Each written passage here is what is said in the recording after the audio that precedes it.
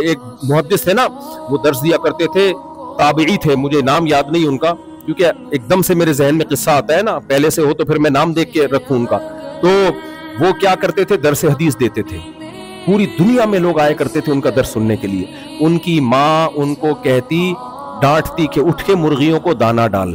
وہ کیا کرتے, پورا درس چھوڑ کر, جس میں بڑے بڑے محدثین ہوتے, وہ درس چھوڑ کے اٹھتے اور مرغیوں کو دانا ڈالتے. کسی نے کہا, حضرت یہ مرغیاں اتنی امپورٹنٹ چیز ہیں آپ کی نظر میں, کیا آپ ان کو دانا ڈال, کوئی بھی ڈال سکتا ہے, آپ اتنا اہم درس چھوڑ کے چلے جاتے ہو. ان کے الفاظ کیا تھے, خدا کی قسم مرغیاں اہم نہیں ہیں. جس خدا کو راضی کرنے کے لیے میں حدیث پڑھا رہا ہوں, جس خدا کو راضی کرنے کے لیے, اسی خدا کا حکم ہے کہ ماں کی نافرمانی نہیں کرنی ہے.